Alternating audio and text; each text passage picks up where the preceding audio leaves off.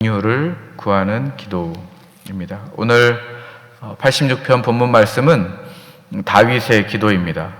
지금 다윗이 기도를 드릴 때에 생명의 위협을 받고 있습니다. 14절 말씀을 보시면 교만한 자들이 나를 치려고 일어났으며 포악한 무리가 내 목숨을 찾았다, 이렇게 고백합니다. 한두 명이 아니고요, 무자비한 무리들이 있습니다. 그리고 하나님을 두려워하지 않는 자들이 지금 다윗의 생명을 위협하고 있습니다. 여러분, 다윗은 누구입니까? 다윗은 골리앗을 무찌른 용사입니다. 용사 중에 용사이고요, 수많은 전쟁에서 승리를 이끈 왕입니다. 그런데 1절을 보니까 이렇게 기도하고 있죠. 나는 가난하고 궁핍하다. 귀를 기울여 주십시오. 내게 응답하여 주십시오. 그러니까 가난하고 궁핍하다라는 것은 내가 돈이 없다라는 것이 아니고 본질 자체, 그러니까 존재 자체가 지금 연약하다라는 것입니다. 무력하고 지금 상황적으로는 억압받고 있는 상태이다라고 지금 다윗이 고백하고 있습니다. 그래서 하나님, 저는 아무것도 할 수 없습니다. 나는 완전히 무력합니다 라고 지금 기도하고 있습니다.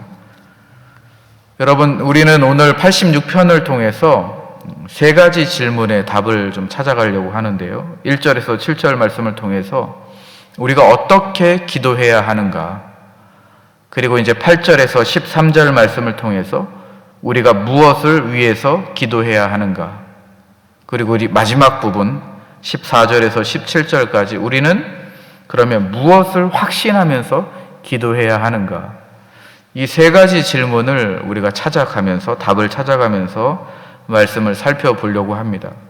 그리고 이 기도가 결론적으로 그리스도 안에서 어떻게 완성되었는가, 우리가 86편을 한번 살펴보도록 하겠습니다. 1절 말씀을 보시면요, 다윗이 이렇게 기도하고 있습니다. 귀를 기울여서 내게 응답하여 주시옵소서. 원문으로 보면 여호와여, 당신의 귀를 기울여 주십시오. 당신의 귀를 돌이켜 주시옵소서, 이렇게 표현합니다. 당신의 하나님의 귀를 돌이켜 주시옵소서. 지금 저를 봐주십시오. 저의 기도를 들어주십시오. 이렇게 기도하는 거죠. 무례한 기도가 아니고 지금 절박한 기도입니다. 당신의 귀를 돌이켜 주시옵소서. 귀를 나에게 향해 달라는 것입니다. 지금 절박합니다. 왜 절박합니까? 가난하고 궁핍하기 때문입니다. 가난하다, 연약하다라는 것이죠. 고난 중에 있다라는 것입니다. 궁핍하다, 지금 억압받고 있다라는 것입니다. 지금 헤어나올 수 없는, 스스로 벗어날 수 없는 상황에 있다라는 것이죠. 그래서 지금 다윗이 고백합니다. 하나님, 저는 완전히 지금 무력합니다. 제 힘으로는 벗어날 수 없습니다. 여러분, 이게 기도의 출발점입니다. 우리는 어떤 상황을 만났을 때에 우리 스스로 뭔가를 해봅니다. 그리고 안 되면 기도하죠. 그러나 기도의 출발은 다윗과 같아야 합니다. 하나님, 저는 지금 시작 전부터, 이 상황을 만났을 때부터 저는 무력한 존재입니다. 저는 아무것도 할 수 없습니다. 여러분, 기도할 때에는, 기도 시작을 할 때에는 이렇게 시작을 해야 한다는 것이죠. 내가 뭔가를 열심히 해본 다음에 안 되니까 기도하는 것이 아니고 나 자체의 연약함을 인정하는 겁니다. 무력함을 인정하는 것이죠. 여러분, 웨스트민스터 신앙고백설에 이렇게 표현되어 있습니다. 사람은 타락으로 말미암아 구원에 수반되는 모든 능력을 완전히 상실하였다. 여기에서 교만한 사람과 겸손한 사람이 갈립니다. 교만한 사람은 이렇게 말하죠. 내가 할 수 있어. 그러나 겸손한 사람은 이렇게 말합니다. 나는 할 수 없어. 그리고 그 다음 말이 중요합니다. 그러므로 하나님이 나를 도와주셔야 돼. 이게 겸손한 사람입니다. 우리는 죄가 우리에게 이 세상 가운데 왔기 때문에 우리는 구원에 수반되는 모든 능력을 다 상실했습니다. 우리는 아무것도 할 수 없습니다. 우리가 선하게 의도를 갖고 있을 수 있지만 선한 능력은 우리에게 없습니다. 우리가 그렇게 인정하고 기도하는 것입니다. 나는 아무것도 할 수 없어. 그리고 아무것도 안 하는 것이 아니고 아무것도 할 수 없기 때문에 우리는 기도하는 것이죠. 아무것도 할 수 없는 무능력한 사람이기 때문에 하나님을 의존하는 것입니다. 기도는 그렇게 하는 것입니다. 3절 말씀 보시면, 그래서 다윗이 은혜를 구합니다. 주여 내게 은혜를 베풀어 주시옵소서.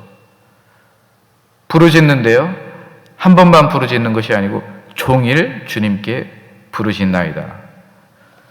지금 다윗은 정의나 공의를 구하지 않습니다. 지금은 그것을 기도하는 시간이 아니고 지금 다윗은 긍휼을 구하는 기도를 하고 있는 시간입니다.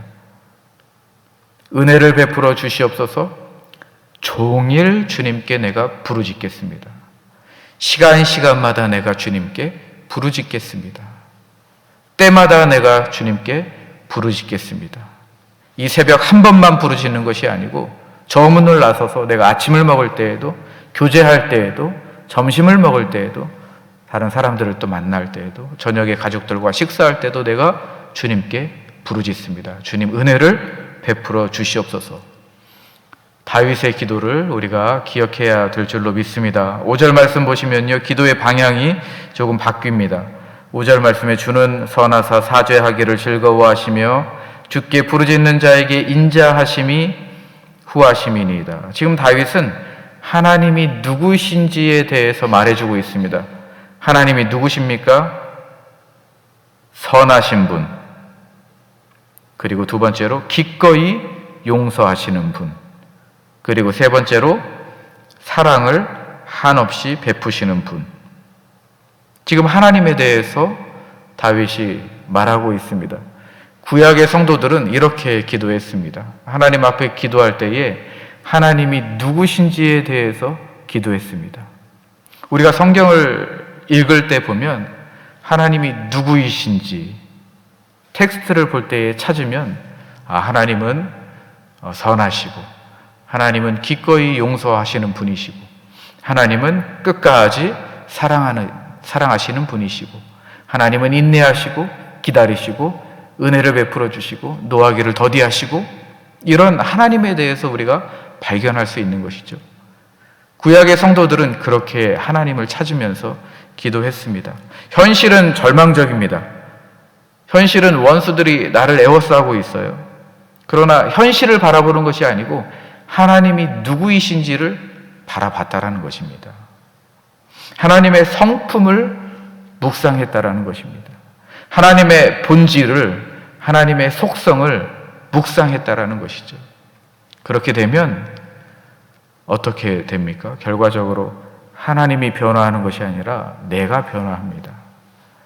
하나님을 묵상할 때 내 관점이 바뀝니다. 하나님을 묵상할 때 내 안에 변화가 일어납니다. 하나님을 묵상할 때 내 상황이 보이는 것이 아니라 하나님을 진짜 바라보게 되는 것입니다. 다윗은 그렇게 하나님을 바라봤고요. 구약에 있는 모든 성도들이 다 그렇게 하나님을 찾았습니다.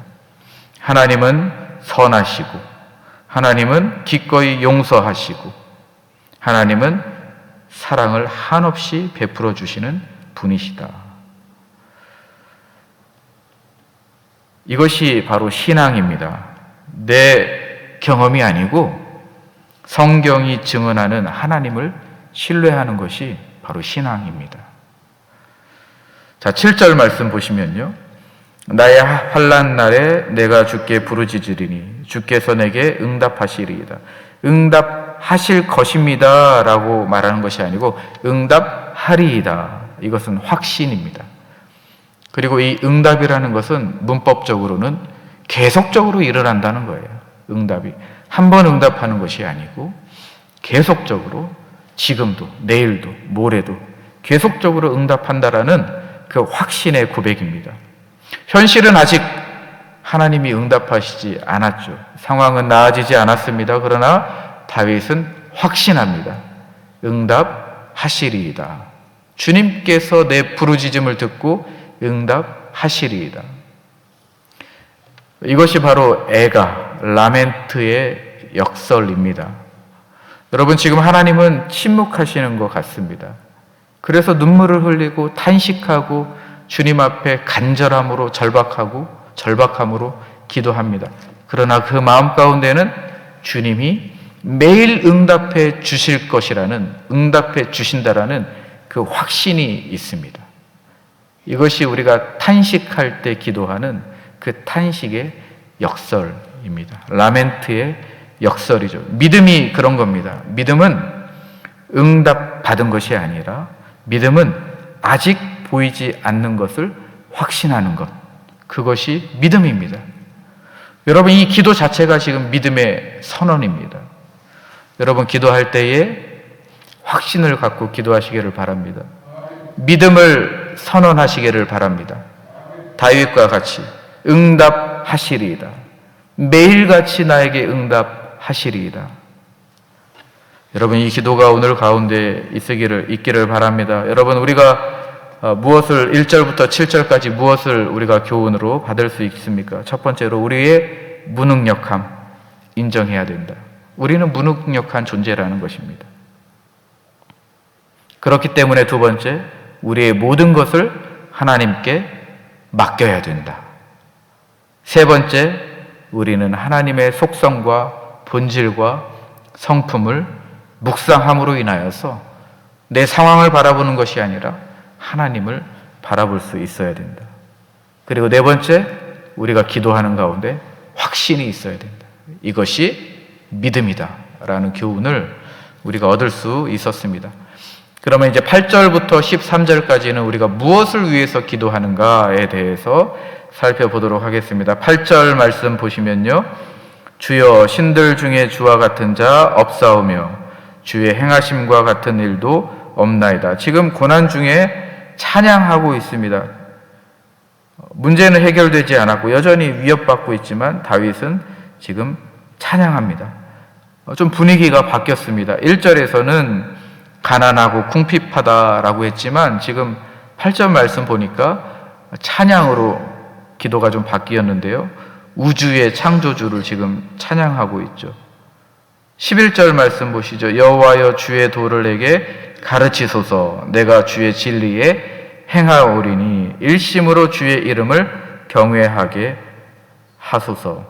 기도가 바뀌었습니다. 1절에서 4절 말씀 보면 주님 저를 구원해 주십시오 라고 기도했습니다. 그러나 11절 보시면 주님의 도를 가르쳐 주십시오. 주님의 진리를 행하게 하여 주십시오. 주님의 길을 가르쳐 주십시오. 내가 진심으로 주를 따르겠습니다. 내가 마음을 모아서 주의 이름을 부르겠습니다. 이렇게 기도가 바뀌었습니다. 도와주십시오. 살려주십시오. 구원해 주십시오. 이 기도가 이제는 바뀌었습니다. 주님의 길을 가르쳐 주십시오. 내가 전심으로 진심으로 주를 따르겠습니다. 내 마음을 모아서 주님의 이름을 찬양합니다. 이렇게 기도가 바뀌었습니다. 고난 중에서도 하나님을 기쁘시게 하는 삶이 무엇인지를 지금 다윗이 입술을 통해서 고백하는 것이죠. 하나님 이 문제만 해결해 주십시오 라고 우리가 기도할 수 있지만 다윗은 그렇게 기도하지 않았습니다. 하나님 이 상황 가운데에서도 주님의 길을 걷게 해 주십시오. 하나님과의 관계를 지금 생각하고 있는 것이죠. 성숙한 신앙입니다. 그리고 이렇게 표현합니다. 일심으로 주의 이름을 경외하게 하소서. 일심으로. 마음이 분열된다라는 거예요. 원수들로부터 위협을 받을 때에 누군가로부터 지적을 받고 비난을 받고 위협을 당할 때에 마음이 분열되지 않습니까? 그런데 다윗은 기도합니다. 일심으로 주님을 경외하고 찬양하게 하여 주십시오. 우리는 하나님만 의지합니다. 이렇게 기도하지만 우리가 밖에 나가면 내 능력과 내 재산과 내 인맥을 의지하기도 하죠. 네. 그리고 빠르게 문제를 해결하기 위해서 더 큰 힘을 찾기도 합니다. 그러나 지금 다윗은 내가 한 마음으로 일심으로 내 마음이 한결같이 주님을 경외하고 찬양하게 하여 주십시오. 지금 다윗의 그 굳건한 견고한 마음을 우리가 볼 수 있습니다. 하게 하소서 이렇게 또 표현되고 있죠. 경외하게 하소서. 하나님이 해주셔야 한다는 것입니다. 하나님이 해주셔야 된다. 내 마음은 분열된다라는 거예요. 어쩔 수 없지 않습니까? 연약하기 때문에, 무능력하기 때문에 내 마음이 분열되지만 주님을 경외하게 하소서. 하나님이 그렇게 해주셔야 합니다라는 고백입니다. 내 의지로는, 내 능력으로는 내 마음이 하나로 통일되지 않는다라는 거예요. 내 마음이 자꾸 분열된다라는 것입니다. 스스로 연약함을 알기 때문이죠. 그래서 지금 하나님 앞에 기도할 때에 하게 하소서, 경외하게 하소서. 하나님이 내 마음을 붙들어 주셔야 합니다. 분열되지 않게 붙들어 주셔야 합니다. 두 마음을 품지 않게 붙들어 주셔야 합니다. 다른 생각하지 않게 붙들어 주셔야 됩니다.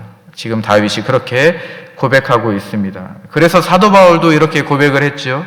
너희 안에 행하시는 이는 하나님이시니. 너희 안에 행하시는 이는 하나님이시니. 우리 찬송한 것처럼 우리의 마음 가운데 오시는 그 예수님이 있어야 우리의 마음이 분열되지 않고 다른 생각하지 않고 고난을 보는 것이 아니라 하나님을 찬양하고 하나님을 경외할 수 있는 것이죠. 주님이 응답하시리라는 그 확신이 그렇게 생기는 것입니다.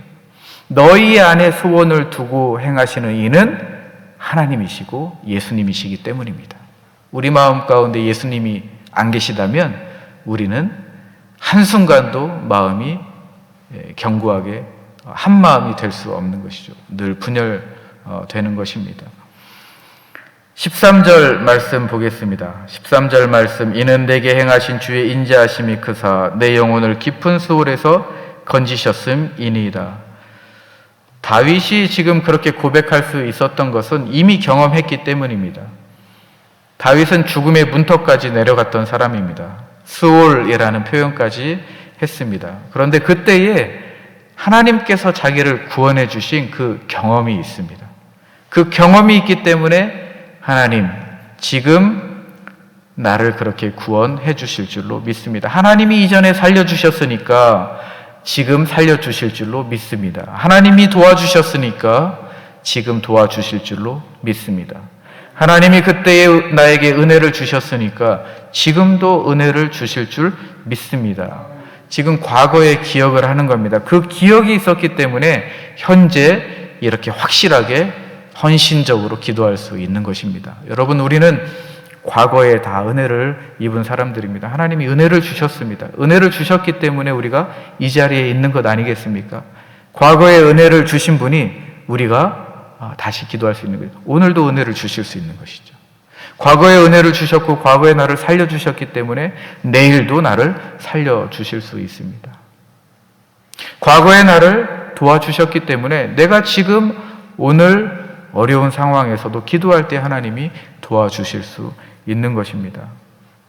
우리가 구원받았기 때문에 하나님께서 구원받은 우리를 신실하게 인도해 주시는 것이죠. 우리는 과거에 그 경험이 있기 때문에, 우리가 은혜를 받았기 때문에 우리가 확신 있게 기도할 수 있는 것입니다.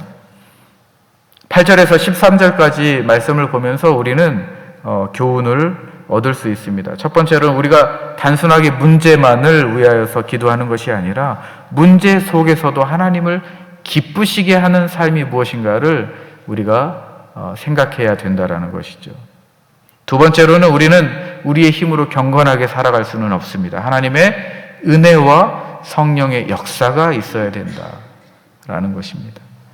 세 번째로는 과거에 경험한 하나님의 구원을 우리가 기억해야 된다라는 것입니다. 그 기억이 있어야 현재의 우리에게 확신이 있는 것입니다. 기억이 없으면 우리가 흔들리게 마련입니다. 과거의 그 구원에 대한 기억이 있기 때문에 지금 내가 기도할 때 확신이 있는 것입니다. 그렇기 때문에 기억이 있기 때문에 확신이 있고 확신이 있기 때문에 헌신이 있고, 헌신이 있기 때문에 찬양과 경외함이 있는 것입니다.